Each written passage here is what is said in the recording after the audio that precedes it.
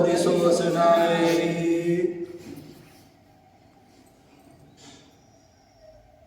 गुरु अरहद गुरु सिद्धे गुरुराचार्य पाठका गुरु साक्षात् परम साधु तस्मै श्री गुरुवे नमः। तस्मै श्री गुरुवे नमः। तस्मै श्री गुरुवे नमः। बोले अनंतानंद सिद्ध परमेष्ठी भगवान की जय। अनंत भगवान सिद्ध भगवान कहाँ रहते हैं? सिद्धशिला कहाँ, कौन से लोक में है? ऊर्ध्व लोक में। हम सभी कौन से लोक में जाना है? ऊर्ध्व लोक जाना है। तो सबके हाथ कहाँ होना चाहिए? सबके दोनों हाथ हाँ तो करो पर। बोले अनंतानंद सिद्ध परमेष्ठी भगवान की। बोले आदि प्रभु आदि ब्रह्मा आदिनाथ भगवान की। बोले चिंतामणि पारसनाथ भगवान की। शासक नायक भगवान महावीर स्वामी के। परम पूज्य आचार्य भगवान कुंद कुंद मुनिराज के। परम पूज्य आचार्य भगवान गुरुदेव विराट सागर जी महामुनिराज के। परम पूज्य पट्टाचार्य आचार्य विशुद्ध सागर जी मुनिराज की।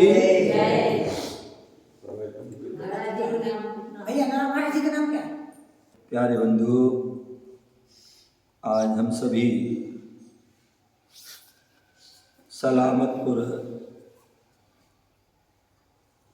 ग्राम में हम विराजमान हैं, जहाँ पर आदिनाथ भगवान का भव्य जिनालय बना हुआ है। और सुना है यहाँ एक नहीं दो जिनालय हैं। एक चंदापुर भगवान का भी जिनालय है। छोटी सी समाज है लेकिन फिर भी यहाँ पर दो जिनालय हैं। ये बहुत पुण्य की बात है। अन्यथा मतलब कुछ ऐसे ऐसे स्थान भी होते हैं जहाँ पर लोग तो समाज तो होती हैं लेकिन जिनालय नहीं होते हैं।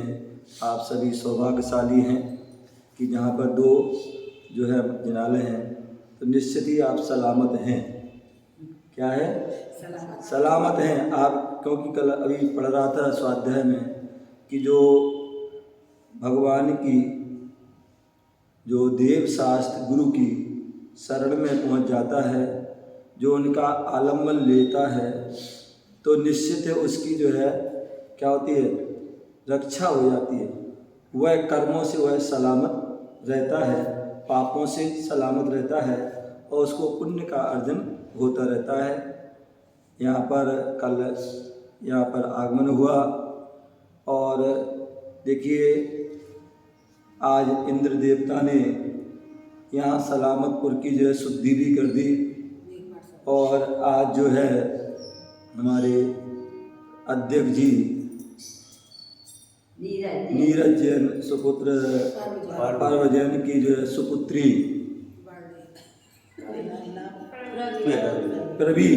प्रवी जैन का आज बर्थडे है, जन्मदिन है। और निश्चित ये भी अच्छी बात है, ये संस्कार की बात है। अन्यथा व्यक्ति जो है जन्मदिन होता है, शादी की सालगिरह होती है, लोग होटलों में जाते हैं, नाच गाना आदि करते हैं, मौज मस्ती करते हैं। लेकिन आप सभी के पवित्र भाव हुए कि यहाँ पर गुरु महाराज आए हैं और ऐसा शुभ अवसर आया है, तो क्यों ना हो जो है यहाँ पर विधान किया जाए। क्योंकि जितने भी संसारी प्राणी हैं सभी जीवन में अशांत हैं, परेशान हैं, दुखी हैं, कष्ट में हैं।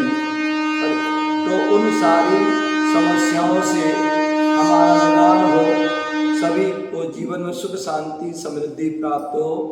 इसलिए हम सभी शांति विधान करते हैं। इस शांति विधान का इतिहास जब उठा के देखे तो एक समय ऐसा हुआ कि जहाँ महामारी आदि फैली और जहाँ लोग भूखे मरने लगे, जहाँ बीमारी से त्रस्त हो गए, जहाँ व्यक्ति जो है अनेक जीवों की जो है मृत्यु आदि होने लगी या त्राही त्राही बच गई, ऐसे समय में वहाँ पर मुनिराज का आशीर्वाद मिला, आगमन हुआ।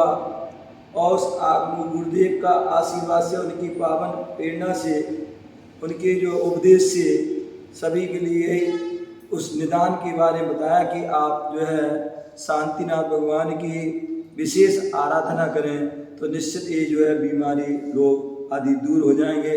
और सभी ने जो है वह आराधना की और उसका प्रभाव कि सभी स्वस्थ हुई। आचार जो है पूज्यपाद आदि आचार हुए, कहते हैं कि उनकी जो है आँखों की रोशनी चली गई। आचार जो वर्तमान में शांति सागर परंपरा के जो है आचार्य वर्धमान सागर हुए, तो उनकी भी जो है आँख की रोशनी चली गई। तो गुरु महाराज ने उनके बताया कि जो है आप शांतिनाथ भगवान का स्तवन करें, स्तवन पढ़ें तो आपकी समस्या दूर। और वास्तविकता में यही हुआ कि शांतिनाथ भगवान की स्तवन पढ़ा तो उनकी वह रोशनी वापस आ गई। ऐसे जो है भगवान की जो है भक्ति का जो है प्रभाव होता है। यहाँ पर हम सभी भगवान महावीर स्वामी के शासन काल में रह रहे हैं और भगवान महावीर स्वामी के शासन भगवान की वाणी थी, वही वाणी जिनवाणी के रूप में आज हमें प्राप्त है। और उसी जिनवाणी जो आचार्य कुंद स्वामी ने हम सभी पर बहुत उपकार किया, और भी आचार्य ने उपकार किए कि जो हमें उनके माध्यम से उन्होंने उनकी लेखनी के माध्यम, उनके चिंतन के माध्यम, उनके ज्ञान के माध्यम से हमें उन्हें अनेक शास्त्र प्राप्त हुए।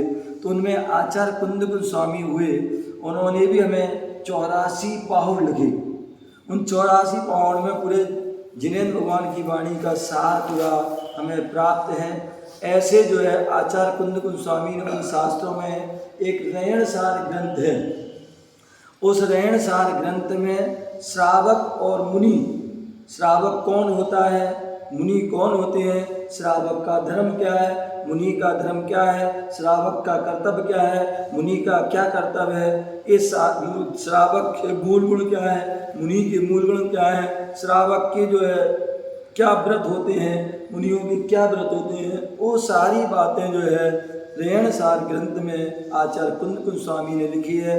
और उन कुंद स्वामी के रैण सार ग्रंथ पर विशेष संस्कृत की यदि वर्तमान में किन्हीं आचार्य ने टीका लिखी है तो वो हुए आचार्य गुरुदेव विराग सागर जी महामुनिराज, जिन्होंने आचार्य कुंद स्वामी के ग्रंथों पर संस्कृत की टीका लिखी, वो आचार्य गुरुदेव विराग सागर जी हैं। और एक नहीं कई ग्रंथों पर, रैण सार ग्रंथ पर रत्नात्रय वर्धी टीका, वार्षानुपेक्षा ग्रंथ आचार्य कुंद स्वामी का है, उस पर सर्वोदय टीका लिखी। आचार्य कुंद स्वामी के अष्ट पहाड़ में 6 पहाड़ की टीका आचार्य सुसागर सूरी ने जो है, जो पुराने आचार्य उनने लिखी।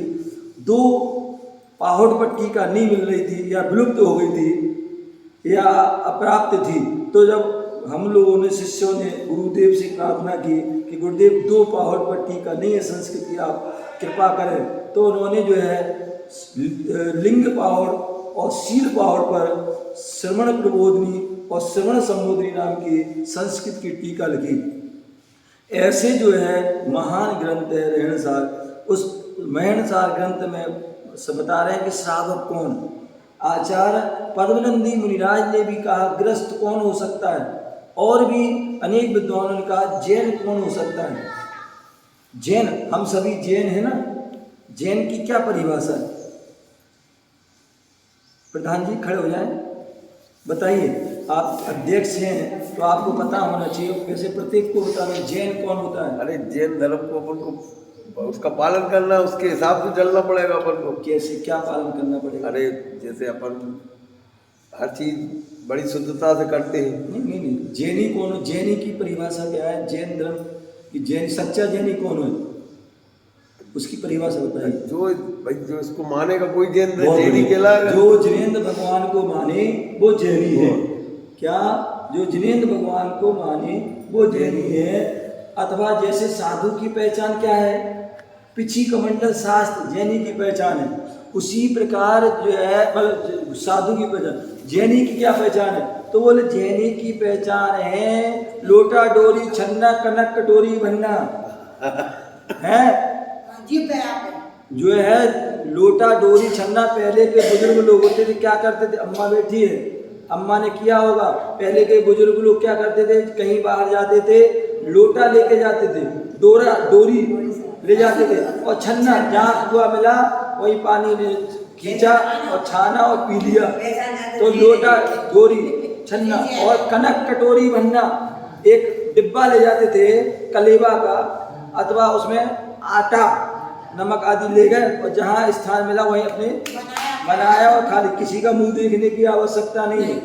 एक जैनी, क्योंकि जहाँ रात हुई उसके पहले अपने बनाया खाया फ्री हो गए, ये पहचान है। तो रात्रि भोजन का त्याग, पानी छान के पीना और देव दर्शन करना, ये क्या है? सच्चे जैनी की पहचान है। ठीक है ना? ये बात ध्यान रखो सभी लोग, बैठ जाए और सबको बताओ, बैठ जाओ। ये तो सच्चे जैनी की पहचान। अब श्रावक की क्या पहचान है? श्रावक की क्या पहचान है बताएंगे? बताओ बहना।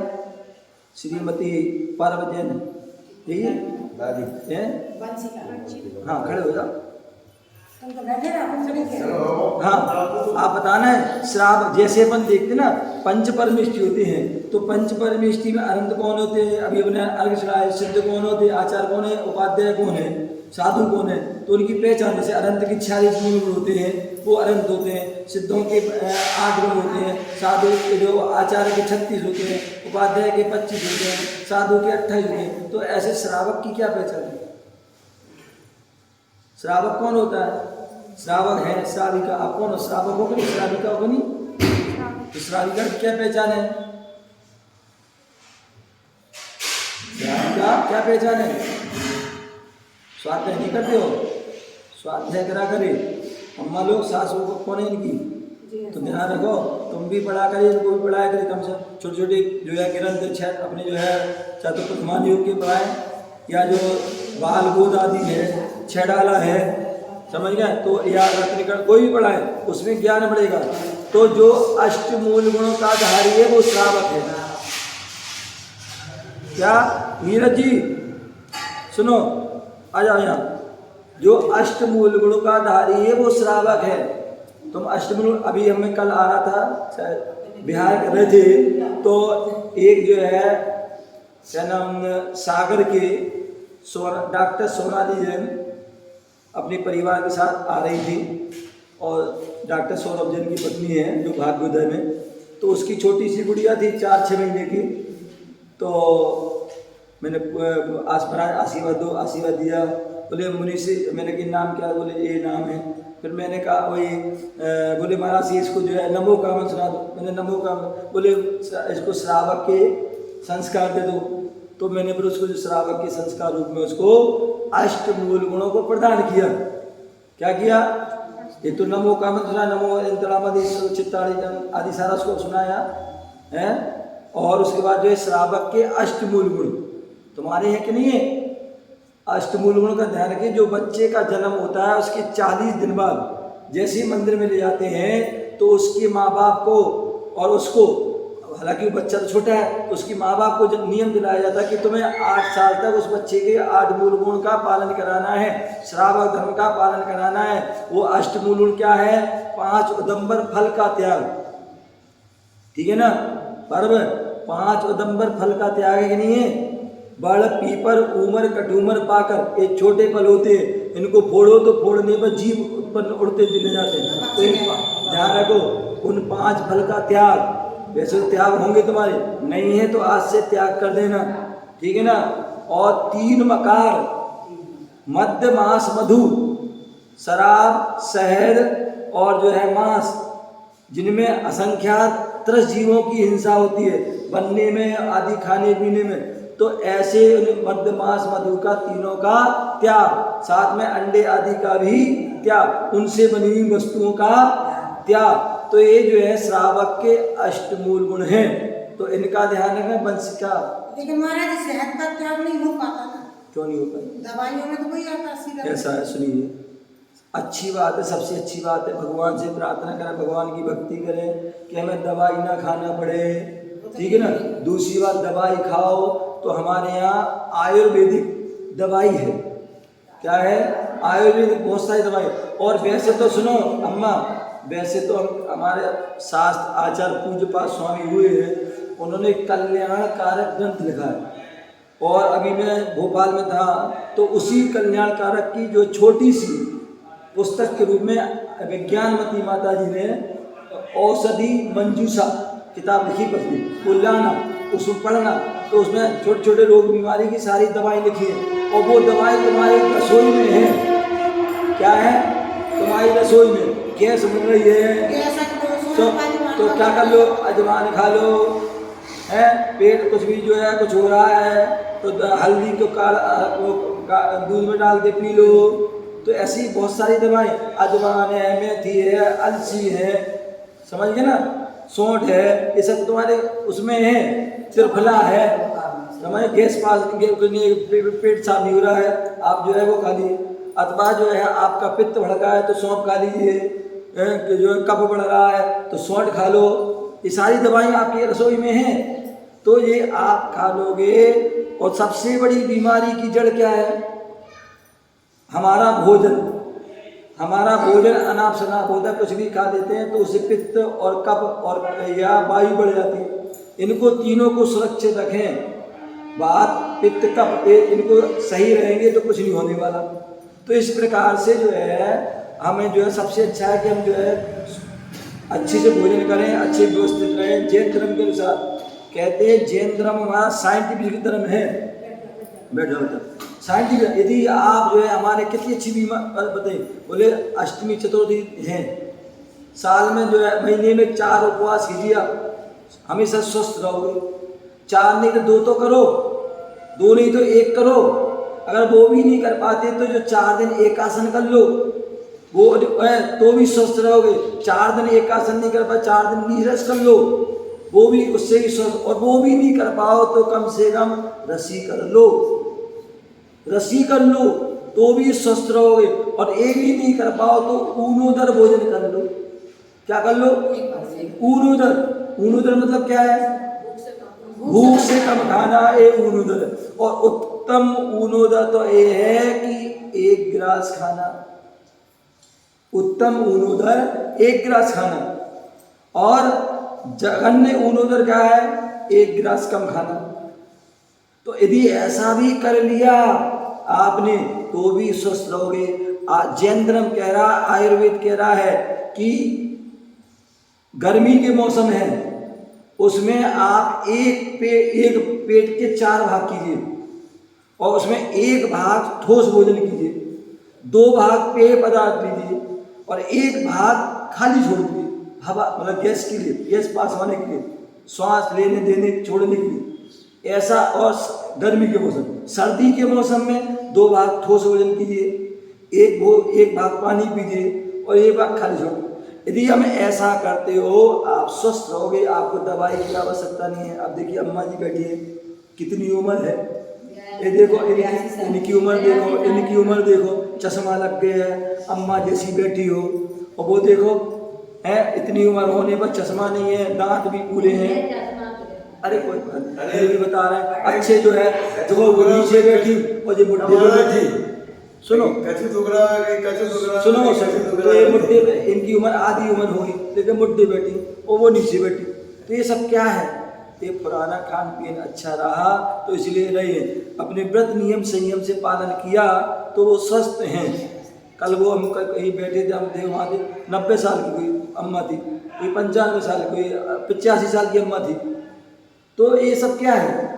ये हम जो है अगर हम जैन धर्म के अनुसार चलते हैं स्वस्थ हैं। तो कहने का तात्पर्य यदि आप सही व्यवस्थित रहोगे तो आपको दवाई की आवश्यकता नहीं। और फिर भी अगर दवाई की आवश्यकता होती तो आयुर्वेदिक दवाई खाओ, और उससे भी चलो काम नहीं चल सकता है तो हम मान सकते हैं अंग्रेजी दवाई लेना हो ले लो, चलो उसमें जो कुछ भी है प्रयास करो कि उसमें जो है वो चीज़ ना हो। अगर वो चीज़ें हैं तो डायरेक्ट तो ना खाओ। डायरेक्ट हम शहद खा रहे हैं, डायरेक्ट हम जो है कोई मांस अंडे खा रहा है, कोई शराब पी रहा है कोई, तो ये डायरेक्ट तो ना खाएं। तो जितना हो सके हम उससे बचने का प्रयास करें। तो इस प्रकार से श्रावक के अष्टमूल गुणों का पालन करना है। 5 उदंबर फल 3 मकार, अथवा 5 उदंबर फल 3 मकार, देव दर्शन करना, पानी छान के पीना, रात्रि भोजन का त्याग और जीव दया का पालन करना। ये सब क्या है? इस श्रावक के अष्टमूल गुण हैं। जो श्रावक के अष्टमूल गुणों का पालन करता है वो श्रावक है। हम पूजन कर रहे हैं, मुनियों को आहार दे रहे हैं, पूजन करने का अधिकारी कौन है?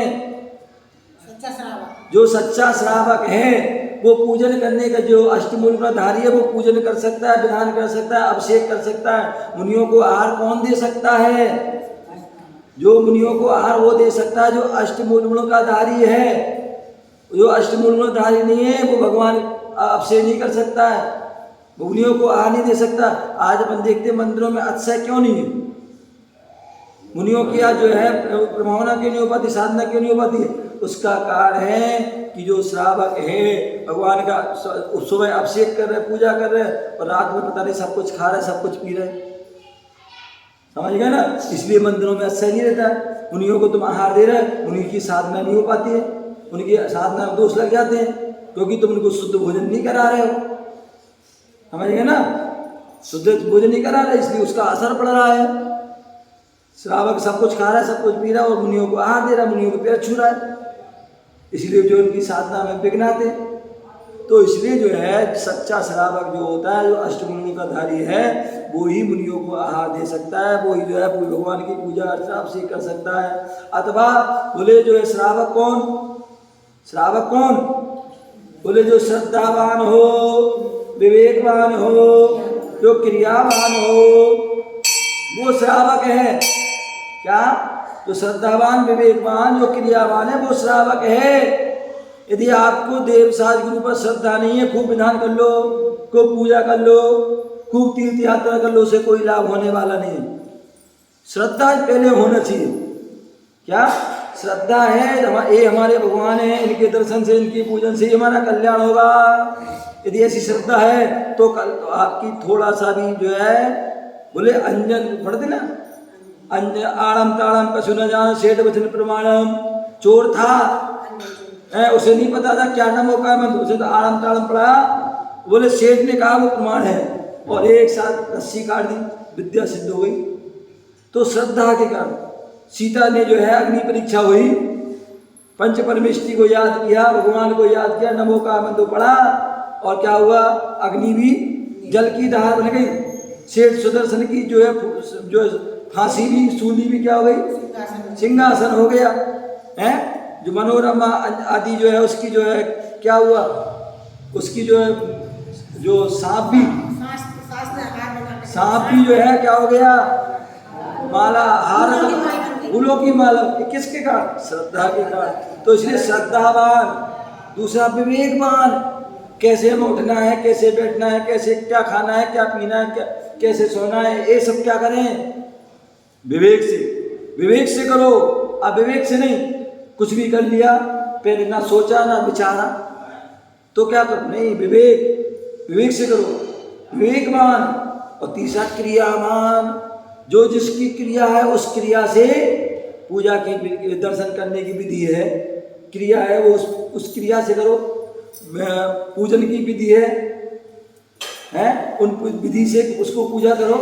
आहार की विधि है, नवता भक्ति पूर्वक आहार देना है। स्वाध्याय की विधि है, जाप की विधि है, हर चीज की विधि है। उस विधि से आप करोगे तो क्रियावान क्या होगा? क्रियावान होगी। तो श्रद्धावान, विवेकवान, क्रियावान जो होता है वो सच्चा श्रावक होता है। अथवा गृहस्थ कौन? बोले एक मुनि होते हैं, एक गृहस्थ होता है। तो गृहस्थ कौन होते हैं? मुनि कौन होते हैं? जो घर से सहत है वो सागार है। क्या है? जो घर से सहत है वो सागार, उसे हम गृहस्थ भी कहते हैं। और जो घर के त्यागी हैं वो अनगार हैं, मुनिराज हैं। तो मुनियों के जो है, अब मुनि गृहस्थ, सच्चा गृहस्थ कौन है? सामान्यतः किसी ने मुझसे पूछा कि महाराज से गृहस्थ की परिभाषा क्या है, तो मैंने कहा जो वैसे शास्त्रों में तो परिभाषा अलग है, और तुम्हारी परिभाषा बताएं तो गृहस्थ कौन है? बोले जो अस्त व्यस्त तनावग्रस्त होता है वो वास्तविकता में गृहस्थ है। आज अस्त व्यस्त हो गए। क्या है? नहीं तो पहले क्या होता, सुबह बढ़िया जल्दी ब्रह्म मुहूर्त में उठता था, धर्म ध्यान करता था, पूजा पाठ करता था, सारी क्रियाएं करता था, व्यवस्थित होता। लेकिन आज क्या है, ना उठना व्यवस्थित है, ना सोना व्यवस्थित है, ना खाना व्यवस्थित, कोई भी कार्य व्यवस्थित। इसलिए वो हमेशा क्या रहता है, अस्वस्थ रहता है। इसलिए वो क्या रहता है, अस्वस्थ रहता है। और वैसे ग्रस्त आचार्य पद्मनंदी मुनिराज ने ग्रस्त की परिभाषा दी। ग्रस्त कौन? तो बोले जो षट कर्तव्य का पालन करता है वो ग्रस्त है। देव पूजा, गुरु उपासते, स्वाध्याय, संयम, तपा, दानम चेती ग्रस्तानाम षट कर्माणि दिने दिने। बोले ग्रस्त कौन है? तो बोले जो षट कर्म करता है, पूजा करता है, गुरु की उपासना करता है, स्वाध्याय करता है, संयम का पालन करता है, तप करता है और दान देता है। क्या करता है? दान देता है। वो ही क्या है, सच्चा गृहस्थ है। कहने को बहुत कुछ है, आपका समय हो रहा, हमारा भी समय हो गया है। तो सभी लोग जो है, आप बहुत पुण्यशाली जीव हैं कि आपके जो है विधान करने के भाव हुए, पूजा करने के भाव हुए। हो सकता सलामतपुर में और भी लोग होंगे, और भी परिवार होंगे, लेकिन सब अपने अपने कार्यों में व्यस्त होंगे। लेकिन आप पुण्यशाली जीव हैं कि आपके भगवान के अभिषेक करने के, अभिषेक देखने के, पूजा करने के, विधान करने के और गुरुओं की वाणी के जो है सुनने के भाव हुए। निश्चित ही आप पुण्यशाली जीव हैं। और पुण्यशाली जीव ही पुण्य फला अरहंता। पुण्य के प्रभाव से जो है क्या होता है, पुण्य के प्रभाव से अनंत पद की प्राप्ति। कल स्वाध्याय चल रहा था, बोले ये अवसर्पणी काल चल रहा है, और अवसर्पणी काल 10 कोड़ा कोड़ी सागर का होता है। और 10 कोड़ा कोड़ी सागर जो है कितना बड़ा काल है। और उस काल में पुण्यात्मा जीव कितने होते हैं? केवल 24, क्योंकि 24 तीर्थंकर ही होते हैं। भारत ऐरावत क्षेत्र में कितने 24 तीर्थंकर होते हैं? 24। तो वो 24 तीर्थंकर कैसे हुए? उन्होंने पूर्व भाव में किसी तीर्थंकर के पाद मूल में, केवली के पाद मूल में, सुत केवली के पाद मूल में क्या किया? 16 कारण भावना को भाया, भगवान की भक्ति करी, गुरुओं की भक्ति करी, जिनवाणी की जो है, जो जिनवाणी का रसपान किया। और उसका प्रभाव क्या हुआ? उन्होंने पुण्य का संग्रह किया। इतना पुण्य का संग्रह, इतना पुण्य का संग्रह करो, जब तक तुम तीर्थंकर ना बन जाओ, जब तक तुम्हें निर्माण की प्राप्ति ना हो जाए, तब तक पुण्य कार्य करते रहो, करते रहो, करते रहो। तो कहने का तात्पर्य आप सभी निश्चित ही पुण्यशाली जीव हैं। और पुण्यशाली होने पर बोले एक व्यक्ति पुण्यशाली जीव हो गया, पुण्यशाली पुण्य किया और पुण्य से उसे चक्रवर्ती पद प्राप्त किया, चक्रवर्ती पद प्राप्त किया, पुण्य से उसे स्वर्ग में चला गया। लेकिन वहाँ क्या किया उसने? स्वर्ग में जाकर के जो है विषय भोग किए, चक्रवर्ती बनकर के पाप जो है कार्य में लग गया। तो क्या होगा? देव, स्वर्ग का देव जो है विषय भोग के कारण जो है एक इंद्रिय बन जाता है।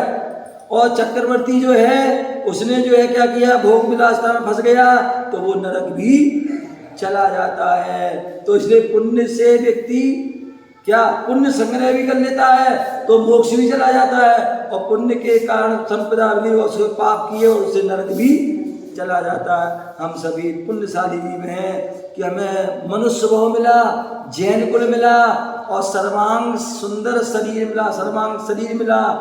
तो और हम उसमें भी हम पुण्य कार्य कर रहे हैं, भगवान के दर्शन पूजन कर रहे हैं, गुरुओं के उपदेश दे रहे हैं, गुरुओं को आहार दे रहे हैं, गुरुओं के आहार विहार में हम सम्मिलित हो रहे हैं। तो ये निश्चित ही साथ ही साथ पुण्य संग्रह हो रहा है। और यही पुण्य हमारे लिए मोक्ष सिद्ध जो सिद्धालय तक हमें ले जाएगा।